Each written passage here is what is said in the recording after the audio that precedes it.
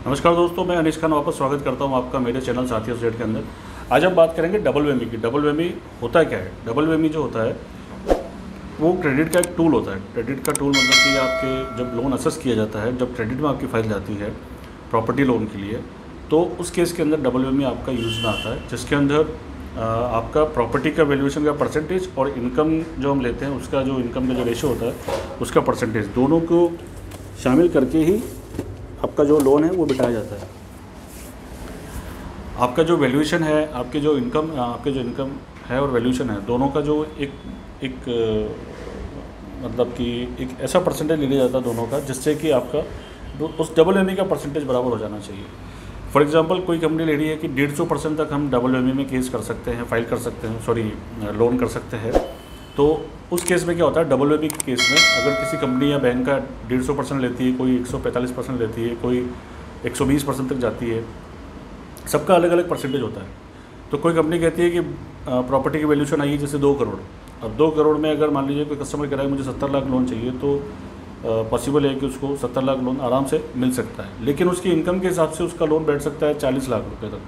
तो जब 40 लाख लोन अगर उसका बैठ सकता है, तो इनकम वाइज 40 लाख बैठ रहा है, प्रॉपर्टी वाइज हम 70 लाख तक भी जा रहे हैं। लेकिन होता यह है कि लोन के अंदर जो भी कम हो, चाहे इनकम कम हो या प्रॉपर्टी वैल्यूशन कम हो, उसके ऊपर लोन बनता है।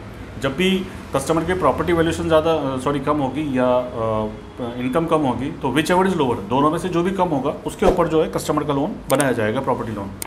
अब होता यह है कि कुछ कंपनीज जो है, जैसे कि मैंने बताया कि 150% तक है, 120% तक जाती है डबल के केस में। डबल एक टूल है जिसको यूज़ में लिया जाता है लोन बिठाने के लिए।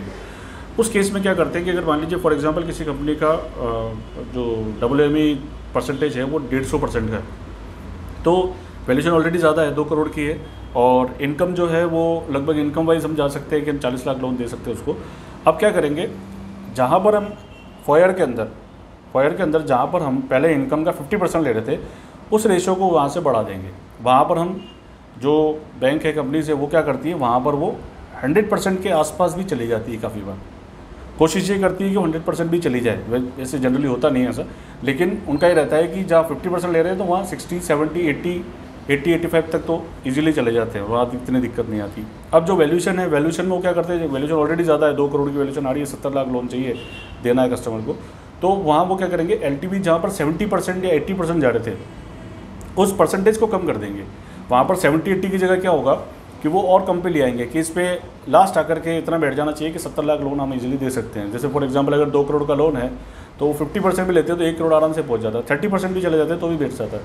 अब इधर से इनकम का परसेंटेज बढ़ा दिया, उधर से वैल्यूशन का परसेंटेज कम कर दिया, ऐसे करके दोनों का रेशो मिला के 150% पे लेके आ गए। जैसे 150% पे लेके आए, अब कस्टमर का लोन जा सकता है ईजिली 70 लाख पे। 70 लाख पे जैसे ही जा सकता है उसका लोन, तो 70 लाख पे जैसे उसका लोन जाएगा, अब उसको ईजिली लोन दे सकते हैं।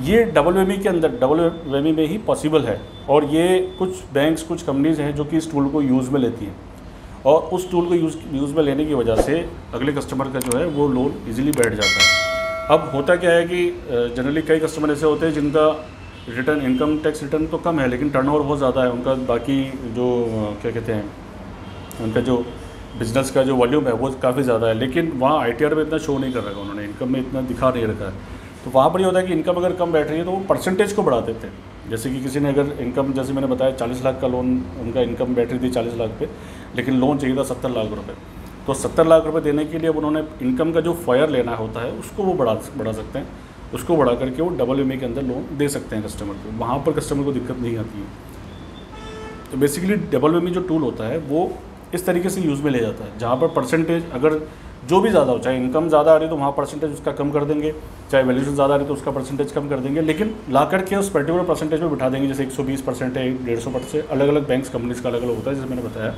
तो वहाँ पर ला करके वो उनको उस परसेंटेज को मेंटेन करना होता है उनको।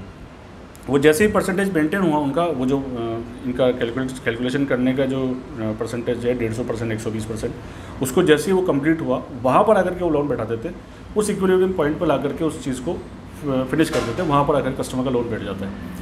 ये हो सकता है कि आपको एज ए कस्टमर ये समझ में ना आए, लेकिन जो ऑलरेडी फाइनेंशियल सेक्टर में काम कर रहे हैं, ये जो लोन डिपार्टमेंट में काम कर रहे हैं या लोन के लिए काम कर रहे हैं, उनके लिए ये बहुत अच्छा टूल हो सकता है। और कई बार तो ये सेल्स वालों को पता ही नहीं होता, कई बार मैनेजर्स को भी पता नहीं होता, सिर्फ क्रेडिट पे पता होता है, क्रेडिट वालों को ही ये चीज़ मालूम होती है।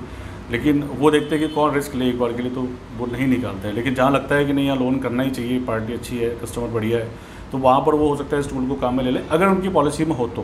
क्योंकि ये टूल हर बैंक या हर NBFCs की पॉलिसी में नहीं है, कुछ में है, तो वो उसका भरपूर इस्तेमाल करते हैं, उसको यूज़ में लेते हैं। और उस टूल की वजह से क्या होता है कि लोन इजीली कर पाते हैं, अपना टारगेट्स वगैरह भी अचीव कर पाते हैं, कस्टमर की डिमांड भी पूरी कर पाते हैं। और ऐसे ही अगर आपको नए और वीडियोज़ वगैरह चाहिए, आपको लगता है कि अगर जानकारी आपके काम की है तो शेयर करें।